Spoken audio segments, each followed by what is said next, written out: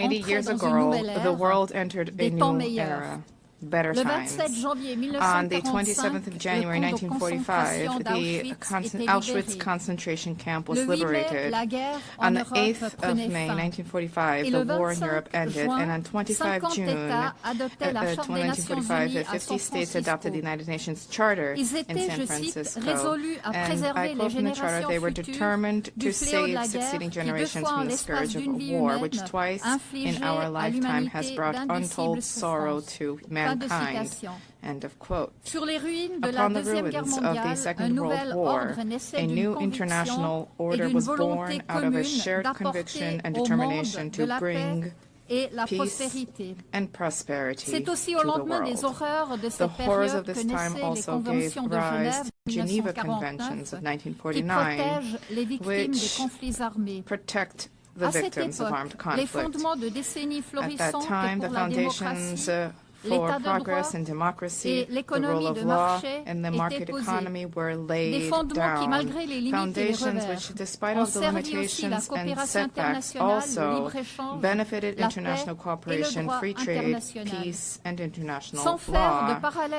Without drawing any historical parallels, it is clear that this year, as we mark the 80th anniversary of the United Nations, we are experiencing a new era of particularly extreme political and economic upheaval at a time when, once again, too many wars are raging with civilian populations experiencing unbearable suffering, a time in which a just lasting peace in the Middle East and Ukraine still seems beyond reach, and during which autocratic tendencies are gaining ground, including in Europe, a time in which free trade is being put to the test, and where ultimately international law, including the Charter of the United Nations, risks becoming dead letter. These upheavals are not coming out of nowhere. They are the result of developments that, in some cases, date back a long time, in which, in retrospect, we failed to take seriously enough for far too long.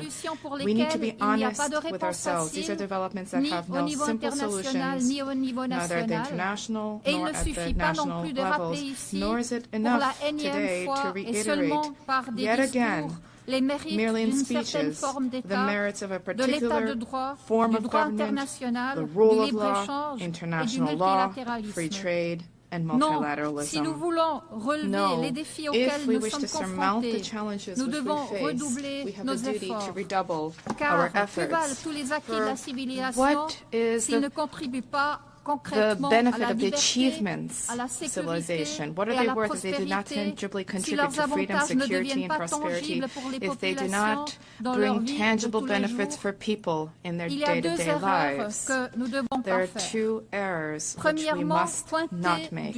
Firstly, pointing the finger only at others. Secondly, leaving international organizations alone to work alone and acting as if they were completely detached from us.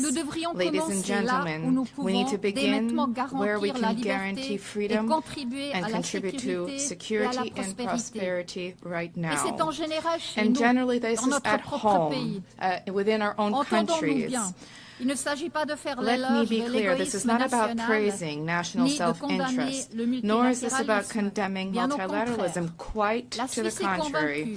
Switzerland is convinced that multilateralism, international organizations, the United Nations are essential for the peaceful coexistence of peoples, for global economic prosperity, for the resolution of challenges including migration, climate change, the digital transition, and as finance minister, I would also add for global financial stability.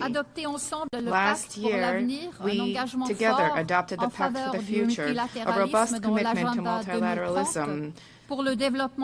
Central pillar of that pact is the 2030 agenda for sustainable development. We must now implement these roadmaps without delay.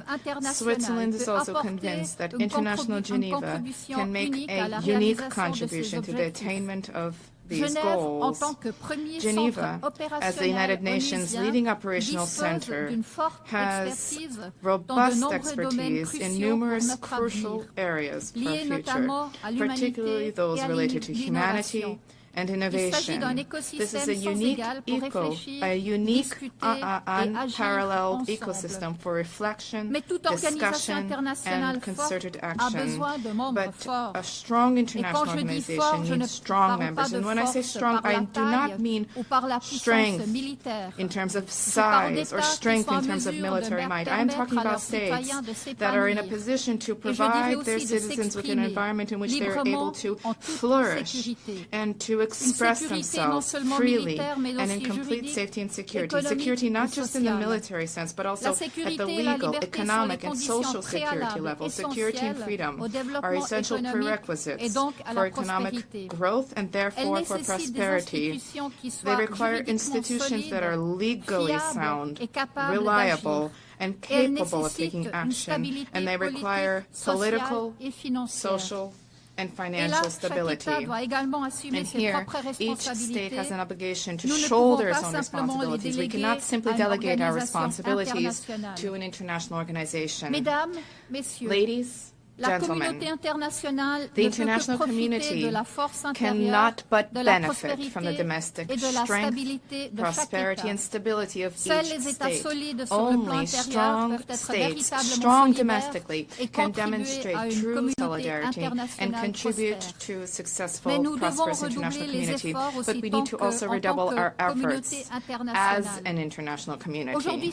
Today, more than ever before, the United Nations must also take a critical look at itself to consider whether it is still able to fulfill its role as the 50 states intended when they adopted the Charter in San Francisco on 25 June 1945. Multilateralism is also undergoing unprecedented upheaval. These upheavals are punctuated by a resurgence of violations in the normative framework and the very principles and values that underpin multilateral action.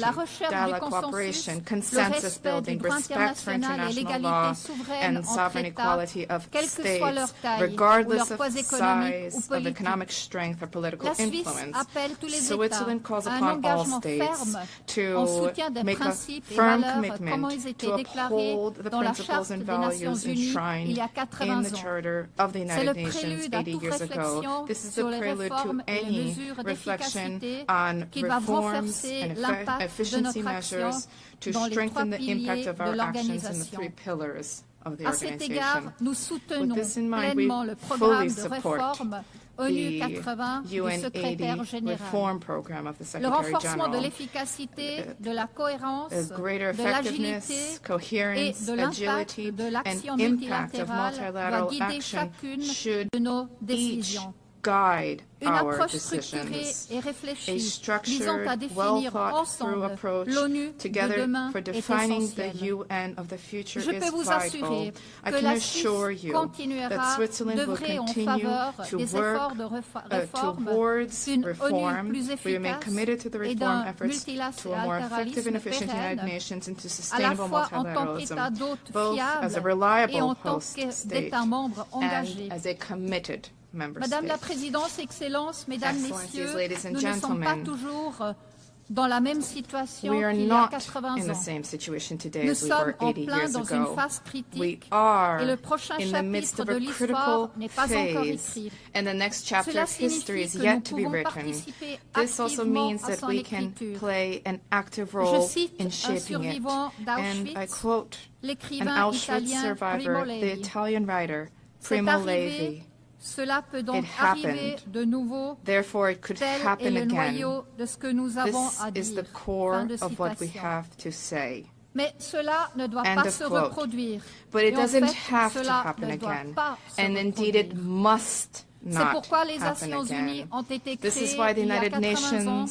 Was created 80 years ago, and this is also why we are here today. It is up to us to ensure that this turning point in history, which is so often invoked, ouvre une as nouvelle was the ère case pour 80 de years temps ago, for meilleurs. this to usher in Gardons-nous de a new era l'arrogance et of de la better times. Let us facilité guard against et mettons-nous au arrogance and travail, complacency, chez and let us nous, get to work dans notre pays at home, et ensemble in our aux Nations countries, Unies. and Je vous together at the remercie. United Nations. Thank you. Merci. I thank, on behalf of the Assembly, the President of the Swiss Confederation. The Assembly will hear now an address by His